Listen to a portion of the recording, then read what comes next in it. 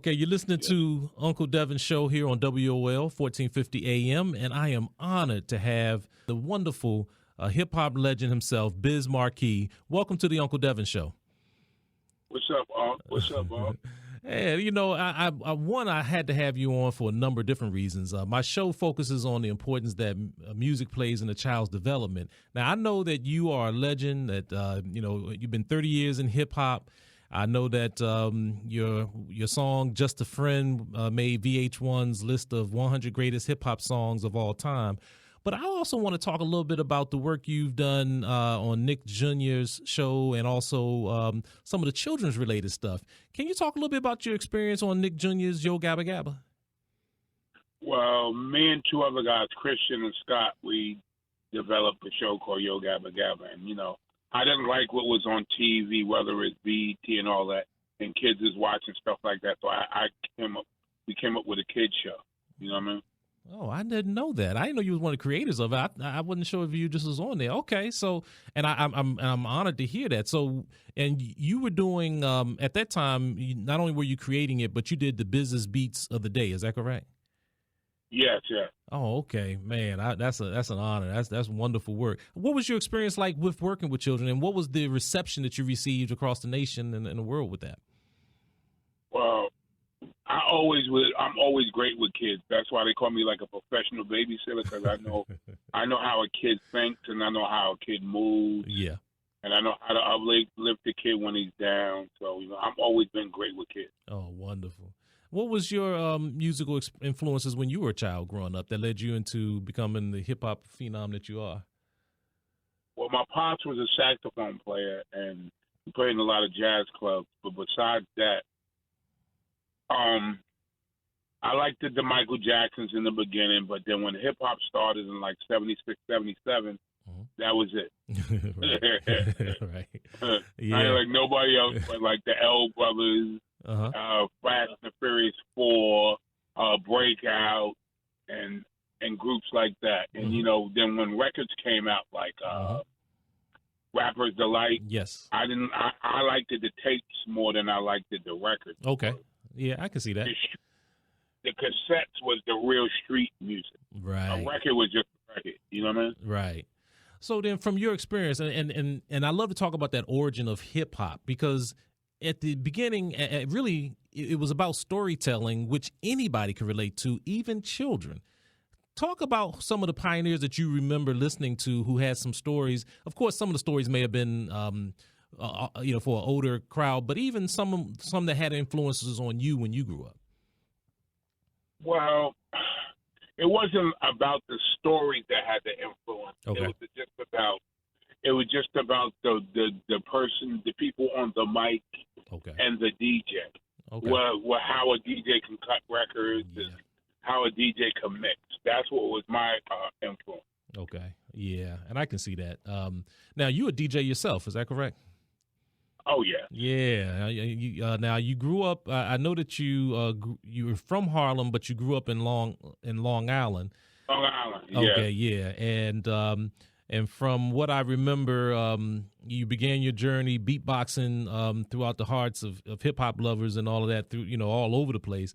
Talk a little bit about how and why children relate very keenly to you doing beatboxing, because I love your videos of the beats of the day, and it seems like it's just a natural way to connect with children.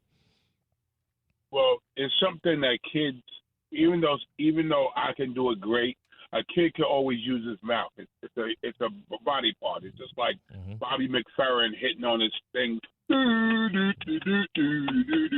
A kid, this is like if you play with a kid and you shake his hand too fast or whatever. Everything that's natural, a kid loves. Right. That's right. And even if it's a superhero or something, they know that they can try to get to that point. So with me doing the beatboxing, I'm doing it with my mouth, and I'm doing it simple enough for them to do it. It's something catchy, and then they can play with it. You know what I mean? Okay. Yeah, I see. Wow. So now with your work with Sharknado 2, I believe you were either in that or a part of that. Talk a little bit about that.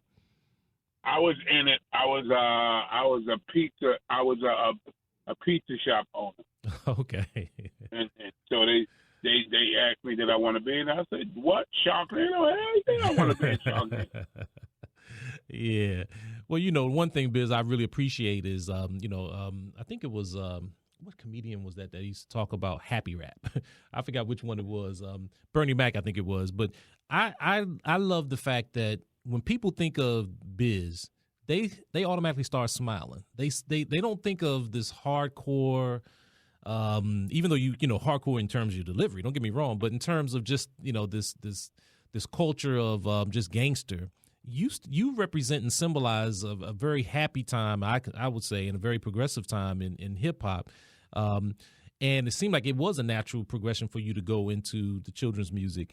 Now, you've done some other work with SpongeBob SquarePants as well. What was that about? Yeah, I was filming. I was doing Yo Gabba Gabba, and creator came up to me and said, "Yo, you want to be on SpongeBob?" I said, "Hell yeah!" But I used to watch SpongeBob myself. I'm like a little kid myself, anyway. Yeah. Oh, well, you know what? To me, if we don't honor the kid in each one of us, then I think we're really doing ourselves a disservice. And that's what I do here. I'm a drummer, and here in DC. And I've just dedicated my art form to creating children's music. I'm known as the children's drumcussionist, and I pattern myself after the work people like yourself are doing to try to really elevate it. But let me ask you this: in the Black community, do you think that there's enough, or do we need more music dedicated to children? Do you see that do you see it as a problem, as some may see? I think that we should just do music, but it don't have to be no curses. Right, exactly. Yeah. It don't have to be derogatory. Just use your skill. That's what I did when I did my records. Like, whether it's me, whether it's Big Daddy Kane, Mm-hmm. whether it's Rakim. Mm-hmm. It wasn't about being hard and killing and this and that. Mm-hmm. We were just making records. We were just trying to see the best rhymes that we could think of. What do you have coming up? I'm getting ready to do my own radio show. Oh, really? I'm coming up. I can't.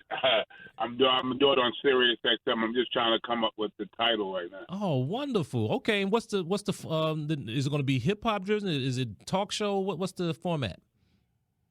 It's going to be stories and hip hop. I got a million stories. I've been with everybody. I'm loving. I watch, my wife and I watch a lot of YouTube, and just watching people's stories. I know the comedy stories and the background stories is important, but to have people like yourself to have such a rich history and can share that with us is great. Yeah, so, I got a whole bunch of stories. Where are you from? DC. I'm born and raised here in DC. Yeah, I got my cousins with Essence, white boy. Oh, that's your cousin? Oh, now I see the connection. Okay, yeah. Well, see all that sound is what I grew up on. That's why my tagline is the Uncle Devin Show is an interactive musical experience for children that use drums and percussion, a dynamic cross between DC's Trouble Funk and Schoolhouse Rock. But I can't exclude Rare Essence and EU and the rest of them that are there. So, and rest in peace, Chuck Brown, Little Benny. Yes. Oh. Well, talk a little bit about that if you don't mind. I mean, what from your perspective, what's the connection between go-go and hip hop going back to when you started? First of all, go-go, they had breaks. Whether it's like the first break we cut, go-go wise, was Bustin' Loose. Right.